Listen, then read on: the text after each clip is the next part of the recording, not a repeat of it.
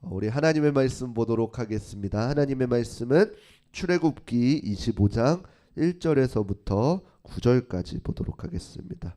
출애굽기 25장 1절에서부터 9절입니다. 출애굽기 25장 1절에서부터 9절까지 잘 들어주세요. 네. 25장 1절에서 9절까지 한 목소리로 합독하도록 하겠습니다. 여호와께서 모세에게 말씀하여 이르시되 이스라엘 자손에게 명령하여 내게 예물을 가져오라 하고 기쁜 마음으로 내는 자가 내게 바치는 모든 것을 너희는 받을지니라. 너희가 그들에게서 받을 예물은 이러하니 금과 은과 놋과 청색 자색 홍색 실과 가는 배실과 염소털과 붉은 물들인 순양의 가죽과 해달의 가죽과 조각목과 등유와 관유에 드는 향료와 분향할 향을 만들 향품과 호마노며 에봇과 흉패를 물릴 보석이니라. 내가 그들 중에 거할 성소를 그들이 나를 위하여 짓되 물은 내가 내게 보이는 모양대로 장막을 짓고 기구들도 그 모양을 따라 지을지니라. 아멘. 오늘 본문의 말씀을 가지고 하나님을 위한 장소라는 주제로 함께 말씀을 나누도록 하겠습니다. 너무나도 잘 오셨습니다. 네. 제가 교회에서 이 목사의 직분을 감당하다 보면은 많은 성도님들이 질문하는 것 중에 한 가지가 있습니다. 그것은 무엇이냐면은 바로 구원이라는 것의 문제입니다. 자신은 어려서부터 신앙생활을 하였는데 내가 아는 어떤 사람, 꼭 이때는 이제 익명을 사용하더라고요. 어떤 사람은 세상을 자기 맘대로 살다가 이제 거의 끝물 죽을 때가 되어가지고 예수님을 믿겠다고 한다라는 것입니다. 근데 그런 말을 질문을 하는 의도가 무엇인고 라고 하니 이제 약간 자신이 그동안 신앙생활을 해오면서 이제 절제했던 것, 어떤 억압됐던 것, 이런 것들에 대해서 배가 아픈 것입니다. 원래대로라면은 마지막에라도 그 예수님을 믿었던 그 사람을 축복해 주어야 됨에도 불구하고 자신의 이 연약함 때문에 배가 아프더나 라고 하는 것입니다. 그런데 그런 사람들에게 제가 해주는 성경의 비유가 이야기가 나오는 것이 있습니다. 마태복음 20장 1절에서 10절에 보게 되어지면은 이제 포도원에 대한 이 주인에 대한 비유가 나오는데, 이 주인이 이 포도원에서 일하는 사람들을 이제 그 지나가다가 이 사람 제 일시에는 제일 빠를 때에는 이 사람이 보여가지고 내 포도원에 와서 전도 일 좀 해라 라고 해서 일을 시키고, 그 다음에 또 2시간 있다가 보니 이 사람도 내게 와서 일을 해라 라고 하고, 또 마지막 거의 해가 질 무렵에 이제 일이 끝날 무렵에 돼서 그 새로운 종에게 일을 시켜서 또 와라 해서 일을 시켰습니다. 그래서 이제 품삯을 줄 때가 돼가지고 제일 마지막에 온 그 종에게 한 데나리온을 주면서 오늘 수고했다라고 이렇게 인사하는 것입니다. 그러면은 이제 제일 처음에 왔던 사람은 어떤 기대를 하게 되냐면은 1시간 와가지고 1시간도 일하지 않은 사람이 와가지고 한 데나리온을 받네? 그러면은 제일 처음에 와서 일을 시작한 나는 그보다 더 많이 줄 거야 라는 이 기대감을 갖고 있었습니다. 근데 그 주인이 그 마지막 사람, 제일 처음 온 사람에게 준 금액은 얼마냐면은 바로 한 데나리온이었습니다. 그렇게 하다 보니까 이제 제일 처음 온 그 일꾼이 어떻게 되냐면 화가 나기 시작합니다. 나는 아침부터 와가지고 일을 뼈 빠지게 했는데 저녁에 이제 1시간 전에 와가지고 일한 쟤는 나와 똑같은 금액을 받으니까 내가 배가 아파서 이제 주인에게 따지니까, 그 주인이 무엇이라고 이야기하냐면은 마태복음 20장 13절 말씀 우리 함께 보도록 하겠습니다. 마태복음 20장 13절 함께 읽겠습니다. 주인이 그 중에 한 사람에게 대답하여 이르되 친구여 내게 잘못한 것이 없노라. 내가 나와 한 데나리온을 약속을 하지 아니하였느냐. 아멘. 무슨 말이냐면은 처음에 이 일꾼을 불러올 때에 내가 당신에게 오늘 한 데나리온을 줄 테니 오늘 우리 포도원 농장에 와서 일을 하십시오 라고 이 약속을 지켰는데, 내가 마음대로 착각을 하며 1시간 일하는 사람이 한 데나리온을 받았으니까 나는 더 받지 않겠냐 라는 기대감을 품었다라는 것입니다. 그런데 이것이 어찌 보면 오늘날 저와 여러분들의 마음과도 같을 것입니다. 왜냐하면은 나는 어려서부터 예수님을 믿었고 저 사람은 마지막에 믿었는데 분명히 하나님께서 나에게 더 축복을 해주어야 되는데 왜 저 사람에게 똑같은 구원이라는 은혜를 허락하시나 라는 이 질투감에서 주는 것입니다. 그런데 이 성경의 비유 가운데 이러한 이야기가 한 가지 더 나옵니다. 우리가 너무나도 잘 알고 있는 탕자의 비유입니다. 우리가 이 탕자의 비유를 보게 되면은 이 첫째 아들과 둘째 아들이 있는 아버지의 이야기인데, 이 어느 날 둘째 아들이 아버지가 죽지도 않았는데 아버지 내가 받을 그 유산을 미리 나에게 주십시오라고 해가지고 그 유산을 받아가지고 와가지고 흥청망청 다 날리고 이제 거짓골로 다시금 아버지에게로 오는 모습을 보게 되어집니다. 그런데 한 가지 희한한 것은 무엇이냐면이 아버지의 그 마음은, 아버지는 그 두 번째 아들을 보고 어떻게 하냐면은 그 아들을 위해서 잔치를 베풀었다라는 것입니다.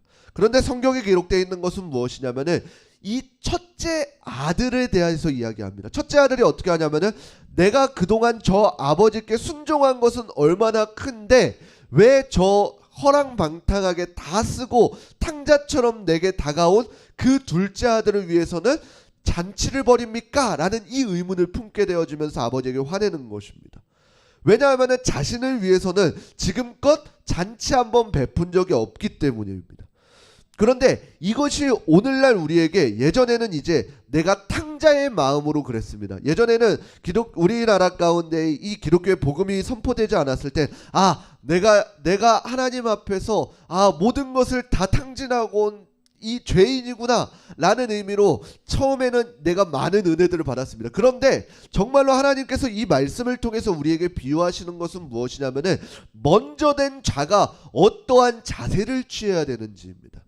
이미 첫째 아들은 그동안 아버지와 함께 거하면서 아버지께서 주신 은혜를 누리며 자라왔습니다. 그런데 그 은혜는 기억하지 못하고 어떻게 돼요? 내게 베풀어 주지 않는 잔치를 왜 저 고생을 하고 온 둘째 아들에게 잔치를 베풀어 주느냐 라는 거기에 초점이 가 있는 것입니다. 오늘날 많은 그리스도인들이 많은 교회에서 이러한 일들이 너무나도 쉽게 일어납니다. 교회의 연차가 오래되신 분들이 이제 새신자를 향해서 질투하고 새신자가 뭔가를 해보려고 그러면은 시기하는 모습들이 너무나도 많다라는 것입니다. 우리는 그럴 때 기억해야 되는 것이 무엇이에요? 이것은 순서가 아니라라는 사실이에요. 내가 먼저 된 것에 의미가 있는 것이 아니라 나에게 구원을 허락하여 주신 하나님의 마음에, 내 생각에 초점이 가 있어야 된다는 것입니다. 우리가 늘 아버지와 함께 있음에도 불구하고 어떠한 함께 있지 못한 그 사람들에 대한 동경과 질투에 눈이 멀어서 함께한 그 시간들 모조리를 날려버려서는 안 된다라는 것입니다. 그래서 우리는 오늘 본문 말씀을 통해서 하나님의 마음이 무엇인지를 명확히 알고 하나님의 위한 장소의 의미를 깨달을 수 있는 귀하고 복된 시간 되시기를 주님의 이름으로 축복합니다. 오늘 본문으로 돌아가면은 이제 하나님께서 이스라엘 백성들을 모세를 통하여서 출애굽하시는 것을 볼 수가 있습니다. 그래서 그 출애굽하신 이후에 어떻게 하시냐면은 그들을 그냥 내버려 두신 것이 아니라, 아빠 앉아 있어도 돼요. 계속 일어나면 카메라에 들어가는 것이 아니라 그냥 하나님께서 약속하신 그 땅으로 이끌어가고 계심을 볼 수가 있습니다.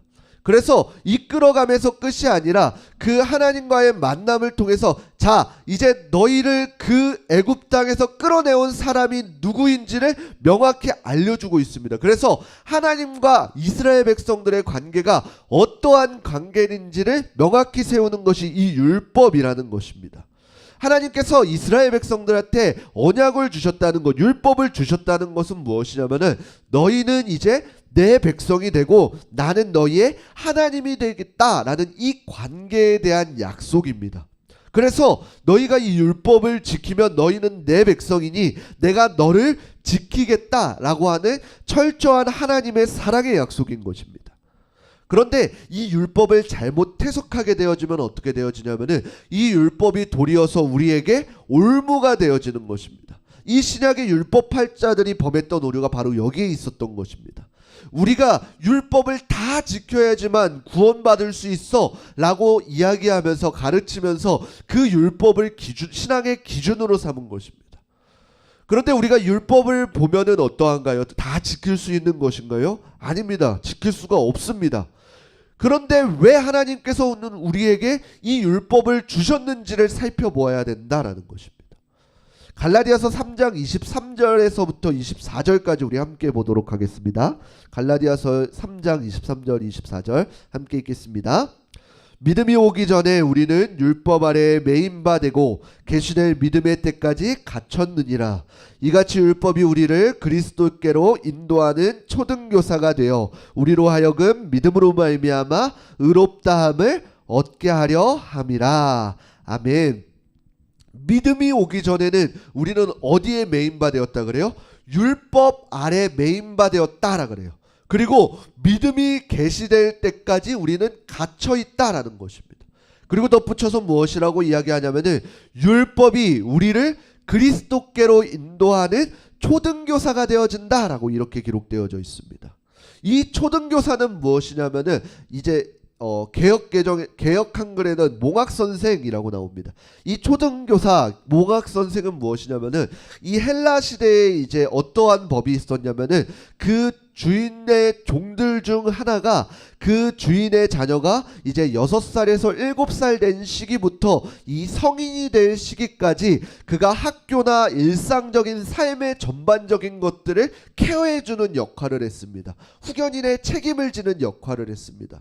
그런데 이 주인이 주인의 자녀가 이제 성인이 되어지면은 어떻게 돼요? 이 주인의 자녀를 가르쳤던 사람이 종이 다시금 종의 역할을 감당하는 것입니다. 그 사람을 몽학선생, 초등교사라고 이렇게 기록한 것입니다. 근데 성경에서는 이 율법을 가르쳐서 무엇이라고 하냐면은 초등교사, 몽학선생이라고 합니다. 왜냐하면은 우리가 하나님의 자녀가 되었어요. 예수 그리스도를 믿음으로 하나님의 자녀가 되었어요. 그러면은 그 하나님의 자녀가 된 사람들이 이 땅을 어떻게 살아가야 되는지, 무엇을 따라 살아가야 되는지 이 율법이 우리를 그 길로 인도해 준다는 것이에요. 어렸을 때 우리가 초등학교에서 초등교육을 받듯이 학교 생활은 어떤 거다? 바르게 사는 것은 어떤 것이다? 슬기로운 삶은 어떤 것이다? 이러한 것을 배우듯이 하나님의 자녀가 어떻게 살아가야 되는지 이 율법을 통해서 우리를 가르쳐 준단 말이에요. 그러나 이 율법을 통해서 우리의 영이 자라게 되어지면 어떻게 돼요? 결국에는 이 율법에서 끝이 아니라 결국에는 그 믿음이 계시된 믿음이 올 때까지, 오늘날로 우리가 이야기하면은 예수 그리스도를 발견하게 되어지면은 이 율법을 온전히 완성하게 되어진다라는 사실입니다. 이것이 바로 율법의 역할입니다. 그래서 결론적으로는 이 율법은 우리를 그리스도께로 인도하는 초등교사인 것입니다. 오늘 본문의 역할을 보면은 그것이 명확하여집니다. 하나님께서는 우리에게 율법을 지킬 수 없음을 알고, 하나님께서는 율법의 이야기 다음에 무엇을 이야기하냐면 우리가 방금 읽었던 이 성막이라는 것에 대해서 이야기하고 있습니다. 그리고 이 성막을 통해서 우리에게 이야기하시는 것은 무엇이냐면은 이 성막을 짓고, 하나님께서 말씀하신 모양대로 이 성막을 짓고 그 안에서 제사라는 이 예식을 취하는데, 이 제사의 예식이 무엇인고 하니 이 죄 많은 인간들이 하나님과 어떻게 관계를 맺게 되어져 있는지를 알려주시는 것입니다. 그래서 누구나 율법 아래 죄인임을 고백할 수밖에 없고 난 뒤에 이 죄인임을 깨닫는 것 이상으로 중요한 것이 바로 이 죄인인 우리가 어떻게 하나님과 함께 할 수 있는 것인지를 깨닫게 해주는 것입니다. 오늘날로 이야기하면 무엇인가요? 우리는 예수 그리스도를 통하여서 의롭다함을 입은 것입니다. 오늘 본문의 표현으로는 어떻게 하나요? 하나님께서 이제 이스라엘 백성들에게 모세를 통해서 이야기하시는 것은 무엇이냐면은 오늘 본문 출애굽기 25장 2절 말씀 우리 함께 읽어보도록 하겠습니다. 함께 읽겠습니다. 이스라엘 자손에게 명령하여 내게 예물을 가져오라 하고 기쁜 마음으로 내는 자가 내게 바치는 모든 것을 너희는 받을지니라. 아멘. 여기서 중요한 것이 무엇인가요? 기쁜 마음으로 가져오라라는 것입니다. 바로 자원하는 마음으로 하나님께 드리는 것입니다. 그런데 여기서 생각해 보십시오. 여러분들 이스라엘 백성들이 현재 어떤 상황인 줄 아십니까? 이스라엘 백성들은 이제 애굽의 종되었던 사람들입니다. 애굽의 종되었던 사람들이 하나님의 능력으로 이제 그 애굽 땅에서 나와서 광야의 길, 그 우리가 이야기하는 사막의 길을 걸어가고 있는 동안입니다. 근데 이들에게 어떠한 재물이 있겠냐라는 것이에요. 없습니다. 근데 하나님께서는 그들에게 무엇이라고 이야기하냐면은 자원하는 마음으로 예물을 가져오라라고 이야기합니다. 그러면 우리는 이 이스라엘 백성들이 도대체 그 예물, 그 물질들이 어떻게 있나라는 이 출처를 바라보아야 되는데, 출애굽기 12장 36절 우리 함께 읽어보도록 하겠습니다. 출애굽기 12장 36절 함께 읽겠습니다. 여호와께서 애굽 사람들에게 이스라엘 백성에게 은혜를 입히게 하사 그들이 구하는 대로 주게 하심으로 그들이 애굽 사람의 물품을 취하였더라. 아멘.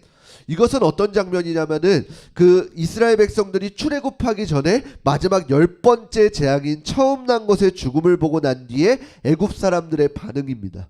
애굽 사람들이 이스라엘 백성들을 얼른 놓아주자 이렇게 이야기하면서 그들이 원하는 것은 다 가져가라고 이야기하는 것입니다. 그러니까 이스라엘 백성들이 가지고 있던 물질의 출처는 어디냐면은 바로 이 애굽 땅에서 가져왔던 금이며 은이며 청색자색 홍색실이며 이 수많은 예물들이었다라는 것입니다.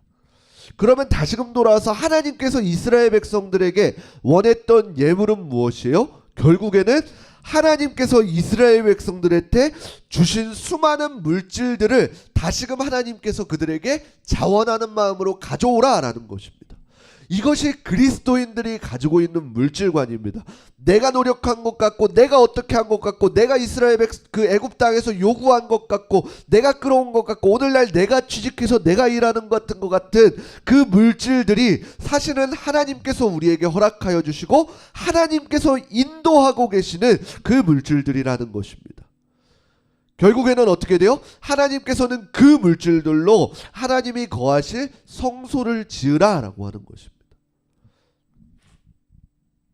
그래서 하나님께서는 어떻게 하시는 건가요? 하나님께서는 하나님의 방법대로 하나님께서 허락하신 그 예물들을 통해서 내가 너희와 함께 거하겠다라고 하는 것입니다. 우리가 이 성막이 중요한 이유는 무엇이냐면은 이 성막을 통해서 하나님께서는 율법 가운데 그 죄인임을 깨달은 자들에게 그 죄 많은 인간이 하나님과 어떻게 만날 수 있는지, 어떻게 교제할 수 있는지를 우리에게 알려주기 때문입니다. 그래서 이 성막을 공부하다 보면은 하나님의 수많은 배려와 사랑을 느낄 수가 있는 것입니다. 우리가 오늘날 교회를 경험하게 되어지면 어떻게 하나요? 교회에서는 무엇을 하면 안 돼, 무엇을 하면 안 돼, 수많은 이야기들과 그 어떠한 제약들이 더 이상 우리에게 억압으로 느껴지는 것이 아니라 그 억압들이 사실은 하나님의 놀라운 사랑이었다는 사실입니다. 그래서 우리가 서두에도 이야기했다시피 내가 어렸을 때부터 예수님 믿었다는 것이 우리에게 짐이 아니라 철저한 하나님의 은혜이자 사랑인 것입니다. 이러한 시선이 변화되어진다면 어떻게 되어지나요? 내가 먼저 예수님을 믿은 것이, 내가 먼저 그 포도원에서 일하는 것이, 내가 탕자와 같지 않고 아버지 밑에서 열심히 일한 첫째 아들이라는 그 사실만으로도 날마다 우리가 감사하며 하나님 앞에 나아갈 수 있는 것입니다. 그렇기 때문에 하나님께서 거하시는 성소는 어디인가요? 바로 저와 여러분들의 매 순간의 삶 가운데 하나님께서는 거하여 주신다라는 것입니다. 이것이 우리에게 무뎌졌기 때문에, 이 구원의 은혜가 무뎌졌기 때문에 어떻게 돼요? 우리의 입 가운데에서는 불평이 나고 시기가 나고 질투가 나고 어떠한 미움이 나오게 되어지는 것입니다. 내가 오늘날 철저한 하나님의 은혜와 사랑으로 구원받았다라는 이 사실이 믿어지고 경험되어지고 깨닫게 되어지면 어떻게 되어지나요? 그 하나님과의 온전한 만남이 우리를 하나님의 놀라운 길로 인도하게 되어진다는 것이에요. 그래서 우리 죄를 위해서 십자가를 지신 그 예수 그리스도를 통하여서 우리가 하나님께로 나아갈 수 있음에 날마다 감사할 수밖에 없게 되어지는 것입니다. 그래서 내가 받은 은혜와 사랑을 나 혼자만 누리는 것이 아니라 내가 받은 은혜들을 어떻게 돼요? 세상 가운데 내 주변에게 내가 아는 모든 사람들에게 흘려보내줄 수 있는 사람들이 되어져야 되는 것이에요. 그래서 우리 흐르는 교회가 정말로 하나님이 보시기에 기뻐 받으실 수 있는 그러한 교회가 되기를 축복합니다. 그래서 하나님께서 주신 그 은혜를 나 혼자만 누리는 것이 아니라 마지막에 누린 자들에게 질투하며 시기하는 것이 아니라 그들을 향하여서 축복하여 줄 수 있고 사랑해 줄 수 있고 품어줄 수 있는 놀라운 넉넉한 마음이 우리 흐르는 교회 모든 사람들에게, 우리 성도님들에게 넘치기를 주님의 이름으로 축원합니다. 아멘.